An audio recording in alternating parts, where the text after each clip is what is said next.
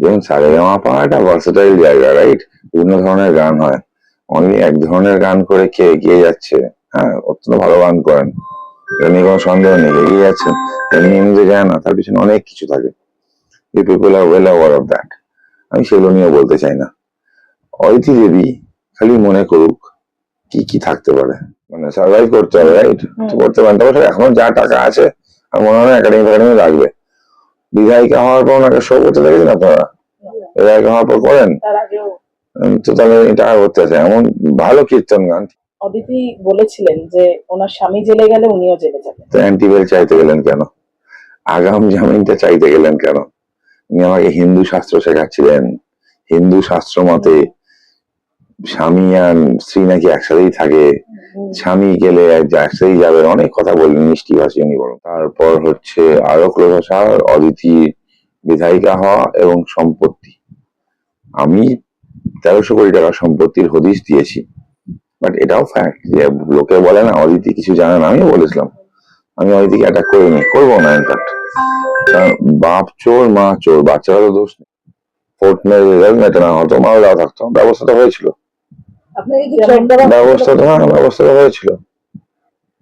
ব্যবস্থা হয়েছিল, ভাঙড়ে অর্ডার হয়ে গেছিল, আমার বাড়িতে সকেট বোম মারার জন্য প্রিপারেশন ছিল, আমার বাড়িতে আমার ফ্যামিলি আছে।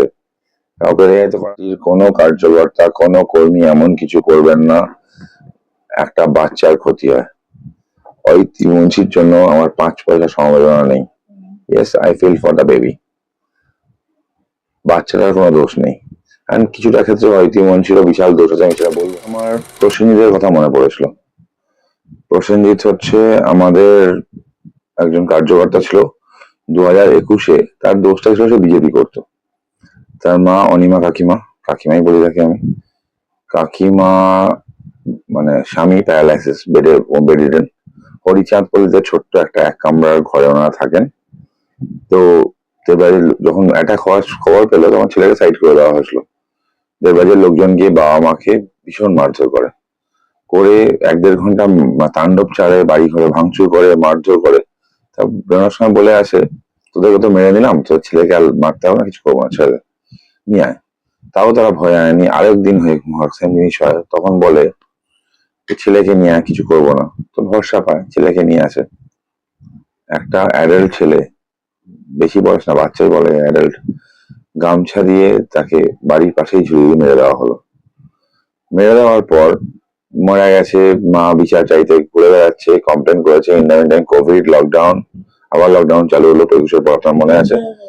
সেই সময় ভ্যাকসিন যখন বেরোলো, যেহেতু বাবা প্যারালাইসিস, প্রসেনজিৎ তখন মারা গেছে, বাবা প্যারালাইসিস, তার খেয়াল রাখতে হবে।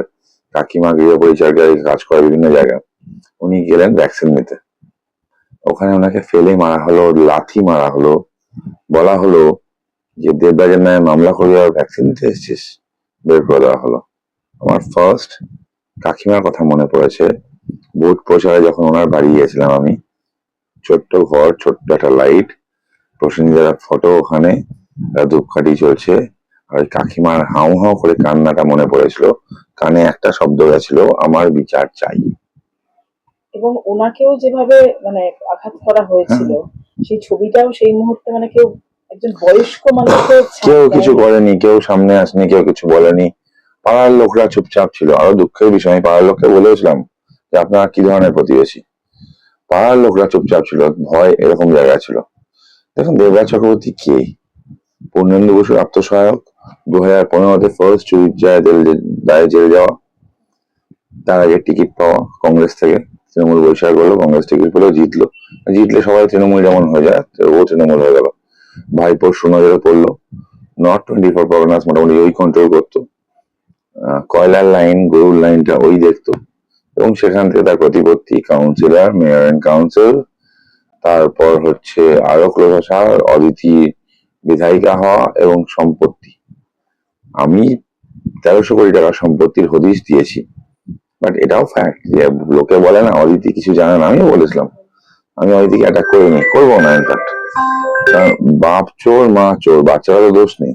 বাচ্চারা ভালো থাকুক, মানুষ হোক, অন্তত এইটুকু আমার মানে বিশ্বাস, ঠাকুরের কাছে প্রার্থনা। মাও কম নয়। বাচ্চাকে নিয়ে তো ট্রাম্প কার্ড খেলা হচ্ছে যে 4 মাসের, বাচ্চাকে নিয়ে খেলা হয়েছিল, তার জন্য অদিতি বাইরে আছে।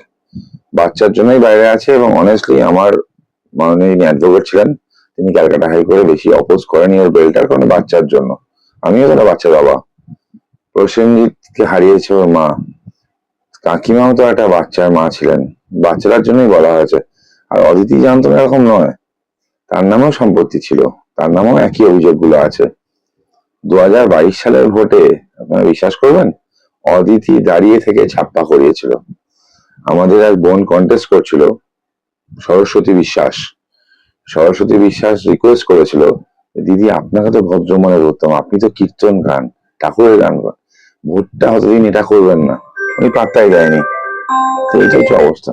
আচ্ছা, আপনি সম্প্রতি বলেওছেন এক জায়গায় যে সারেগামাপায় যখন ছিলেন কিছু ভয়ঙ্কর তথ্য আপনার কাছে আছে, একটু যদি সেটা। বিলো দ্য বেল্ট আমি যেতে চাই না, আমি আবার বললাম, পার্সোনাল রিলেশনশিপ, পার্সোনাল বিহেভিয়ার নিয়ে যেতে চাই না। আমি সবার সবটুকু জানি, অদিতি দেবীর ইতিহাস ভূগোল সব জানি। আমি প্রচারের সময় কিছু বাড়িতে গেছিলাম, কিছু বাড়ির লোকজন আমার সাথে কথা বলেছিল, জানি। যখন তিনি পার্টিকুলার মঞ্চে ছিলেন, গান করছেন, যেমন সারেগামাপা একটা ভার্সেটাইল জায়গা, রাইট? বিভিন্ন ধরনের গান হয়, অনলি এক ধরনের গান করে কে এগিয়ে যাচ্ছে? হ্যাঁ, অত্যন্ত ভালো গান করেন, এটা নিয়ে কোনো সন্দেহ নেই, এগিয়ে যাচ্ছেন। এমনি এমনি যে গান না, তার পিছনে অনেক কিছু থাকে। You people are well aware of that. আমি সেগুলো নিয়ে বলতে চাই না। অদিতি দেবী খালি মনে করুক কি কি থাকতে পারে, and be rest assured, ওগুলোকে আমি কোনোদিন পাবলিক করবো না। সাথে ওয়েস্টিনের দেবরাজের অনেক চ্যাপ্টারও পাবলিক করবো না। আচ্ছা, অদিতি বলেছিলেন যে ওনার স্বামী জেলে গেলে উনিও জেলে যাবেন। তো অ্যান্টিবেল চাইতে গেলেন কেন? আগাম জামিনটা চাইতে গেলেন কেন? উনি আমাকে হিন্দু শাস্ত্র শেখাচ্ছিলেন, হিন্দু শাস্ত্র মতে স্বামী আর স্ত্রী নাকি একসাথেই থাকে, স্বামী গেলে একসাথেই যাবে, অনেক কথা বললেন, মিষ্টি ভাষী উনি বরং। স্বামীর দোষ, স্ত্রীর তো অর্ধেক দোষ। যান, এখানে তো অর্ধেক কি ফুল দোষ আছে, চুরির টাকার ভাগ তিনিও পেয়েছেন। যান, কেন যাচ্ছেন না? জানতে ইচ্ছা হয়নি যে গাড়িগুলো কোত্থেকে আসছে, সম্পত্তি কোত্থেকে আসছে, পাহাড় কেনা কোত্থেকে আসছে? আসলে কি জানেন তো, সবকিছুর পিছনে কথাও আছে, সবকিছুর পিছনে কাহিনীও আছে। পুরো ব্যাপারটাই কথা এবং কাহিনীর। আচ্ছা, অদিতির এই রাজনৈতিক যোগ একেবারেই রাজনৈতিক ব্যাকগ্রাউন্ডে না থেকেও সেটা ফেস ইউজ করা হয়েছে। না না, দেখুন, আমি প্রথম দিন বলেছিলাম নির্বাচনের যে Aditi is just a rubber stamp, মুখ একটা, মুখোশ, আসল মুখ দেবরাজ চক্রবর্তী। তো অনেক ট্রোল ভিডিও হয়েছিল আমাকে, আমি নাকি সারাদিন দেবরাজ দেবরাজ করছি। Yes, I was doing that. আমার প্রতিপক্ষ দেবরাজ ছিল, অদিতি ছিল না। ইলেকশনের দিন যদি রেজাল্ট বেরোলো, সেদিন আমি হাত তুলে দিতাম, তাহলে ওই দিনকে দেবরাজ খবর হয়ে যেত। আমি সিকিউরিটি দিয়ে সেন্ট্রাল ফোর্সকে রিকোয়েস্ট করে ওদেরকে বের করতে বাধ্য করি, ওখান থেকে বেরোই। কে দাস বলে এক মানে কাউন্সিলর আছেন সাউথ দমদমের, 3 বা 4 রাউন্ড গণনা চলছে। তখন তিনি বলেছিলেন 10 রাউন্ড গণনা চলুক, তারপর দেখে নেবো সবাইকে। তা আমরা মনে ছিল আমাদের সবকিছু, আমার প্রসেনজিৎকেও মনে ছিল, but we don't believe in that politics. তো সেফ প্যাসেজ দিয়েছিলাম বেরিয়ে যাওয়ার জন্য। আমি নিজে আইনের লোক, আমি আইনজীবী, আমি আইনে বিশ্বাস করি, কারণ আমি বিশ্বাস করি আইনে শাস্তি হবেই। আমার দেখুন সিম্পল, এটা দেবরাজের ব্যাড লাক যে ওর মামলা ডিফ্যাক্টো কমপ্লেনেন্টের নাম তরুণ জ্যোতি তিওয়ারি। ও হ্যাঁ জেল হয়েছে, আগামীকাল বেল পেতে পারে, বাট কেস এর তাড়াতাড়ি হয়, তাড়াতাড়ি ট্রায়াল কমপ্লিট হয়, তার জন্য যা যা করার আমি তাই তাই করবো, এবং এটার এন্ড পর্যন্ত যাব। বিকাশ বাবু এই বিরুদ্ধে কিছু বলেছেন? ওনাকে তো খারাপ লাগে। বামপন্থী বিকাশ বাবুর জন্য 5 পয়সা সম্মান আমার কাছে নেই, তো আইনজীবী বিকাশ বাবুকে আমি সম্মান করি। খারাপ লাগে, কেন খারাপ লাগে বলছি, আমি যদি জানতাম, বিকাশ বাবু যদি জানতেন না, আমাদের নিয়ম হচ্ছে কোনো ক্লায়েন্ট যখন আমাদের কাছে আসে উই অ্যাকসেপ্ট দ্যাট আমার কাছে ক্লায়েন্ট ইনোসেন্ট। বিকাশবাবু কিছু না জানতেন তাহলে এই যুক্তিগুলো আসতো। রমেশ মালিকের মামলা, প্রাইমারি এটা মামলা, যেখানে সিবিআই তদন্ত শুরু হয়েছিল, মামলার একটা পার্ট আমিও। সেই মামলা একটা এফিডেভিট ফাইল হয়েছিল, সেই এফিডেভিটে পরিষ্কার নাম ছিল দেবরাজ চক্রবর্তী, উত্তর 24 পরগনা অভিষেকের এজেন্ট হিসাবে। সেই মামলার মূল আইনজীবীর নাম বিকাশ রঞ্জন ভট্টাচার্য। যার মামলায় তথ্য এলো দেবরাজ চোর, জানার পর তিনি দেবরাজের হয়ে অ্যাপিয়ার করলেন। আমার প্রশ্ন হচ্ছে, ওনার অ্যাডভোকেসি এথিক্স কোথায় গেল? ওনার বামপন্থী মানসিকতা কোথায় গেল? আর বেসিক্যালি এটা তো উনি ফ্রড করলেন ওনার ক্লায়েন্টদের সাথে, যাদের হয়ে তিনি মামলা করছিলেন। আরেকটা মামলায় এসে চাকরি চোরের হয়ে অ্যাপিয়ার করলেন, লজ্জা এটা।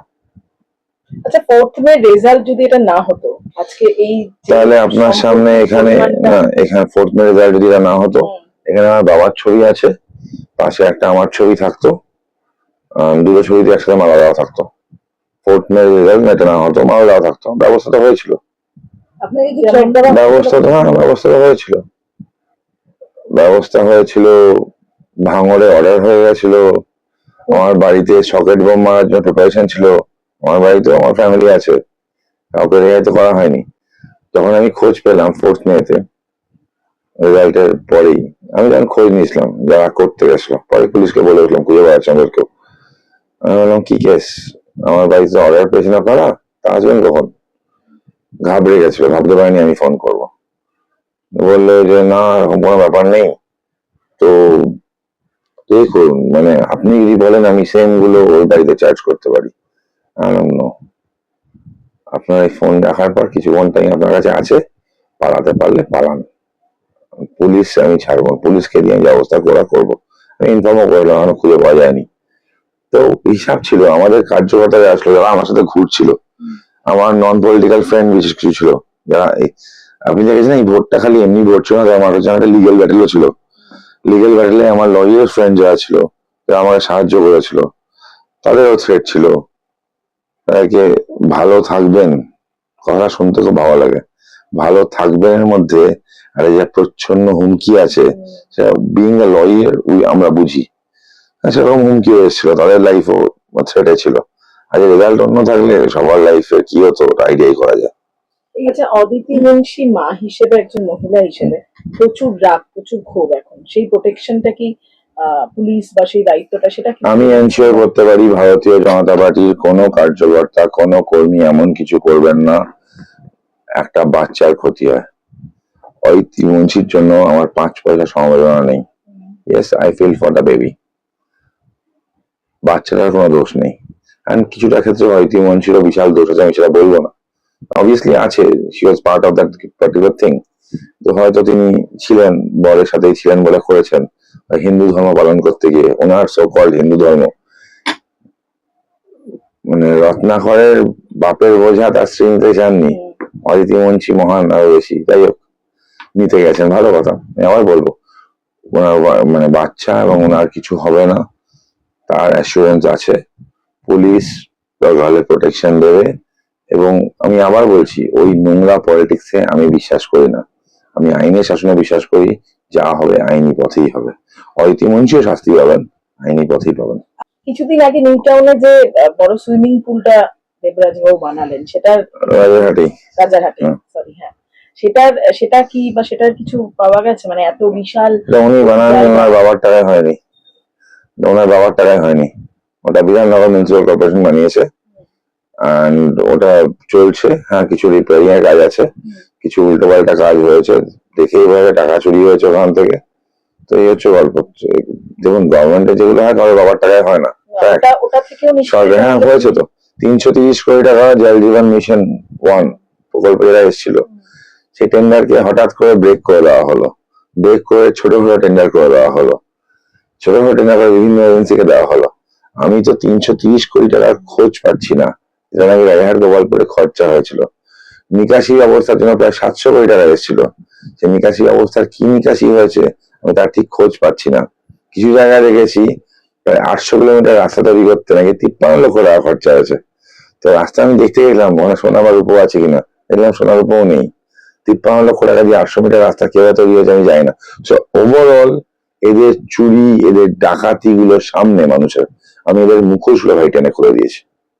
অদিতি মুন্সি কি গানের একাডেমি চালাতে পারবে? জানি না, যা খুশি করুক, আইনত আমি না পারার কিছু নেই, তো বাঁচতে হবে তো নাকে, মানে সার্ভাইভ করতে হবে, রাইট? করতে পারেন, তবে এখনো যা টাকা আছে আমার মনে হয় একাডেমি লাগবে। বিধায়িকা হওয়ার পর ওনাকে শো করতে দেখেছেন আপনারা? বিধায়িকা হওয়ার পর করেন তো, তাহলে টাকা করতে আছে। এমন ভালো কীর্তন গান, ঠিক আছে, তো ওনার থেকেও ভালো কীর্তন গান অনেকে আছেন। ওনার যে বিখ্যাত রথযাত্রা, সামনে রথযাত্রা যেটা হয়, বিখ্যাত রথযাত্রা উনি করেন, উনি আর ওনার স্বামী এলাকায় করুক, আমি আবার বলছি, যেটা খুশি করুক, পুজো হবে জগন্নাথ দেবের পুজোর মতো হবে, সিম্পল একটা কথা বলি, ধরুন রাজনৈতিক নেতাদের কাজ, বিধায়কদের কাজ মানুষকে পরিষেবা দেওয়া, খেলা মেলা করা নয়। আমার কিছু প্রায়োরিটি আছে এলাকার। ফার্স্ট প্রায়োরিটি জল, এক্স্যাক্টলি জল, মানে জমা জল এবং খাওয়ার জল। I am working for that. বৃষ্টির মধ্যে এলাকার মানুষ আমাকে দেখেছে রাস্তায়, বৃষ্টির মধ্যে দেখেছে রাস্তায় ভিজে কাজ করাতে, জমা জলের জন্য একাধিক মিটিং করাতে, একাধিক মিটিং আমি করেছি, দিনের পর দিন দিয়েছি। I am working on that. Haldiram এলাকায় এখন জল জমে না বললে মিথ্যে কথা হবে, জল জমে, তো 1-1.5 ঘন্টা বেশি জল থাকে না, নেমে যায়, নেমে যায় না, নামানো হয় অনেক কিছু ব্যবস্থা করে। তো এগুলো আমার প্রায়োরিটি। জগন্নাথ দেব মাথায় থাকুক, রথযাত্রা রথযাত্রা আমরা চলুক, যে কটা রথযাত্রা যেতে হবে, অবভিয়াসলি যেতে হবে বিধায়ক হিসাবে, আমি অবভিয়াসলি যাব। তো আপনাকে বলতে পারি, আমার আমার পুজো, আমার রথযাত্রা, আমার এটা, আমার মেলা, এরকম কিছু থাকবে না, জনগণের থাকবে। হ্যাঁ, আমার পাড়ার পুজো আছে, যে পুজোর পাঠ আমি বহুত দিন ধরে, আজ থেকে না, মানে পাড়ার পুজো থাকবো। বিধায়ক হিসাবে প্রত্যেকটা এলাকার পুজো ভিজিট করা আমার কর্তব্য, আমি করবো, দ্যাটস ইট।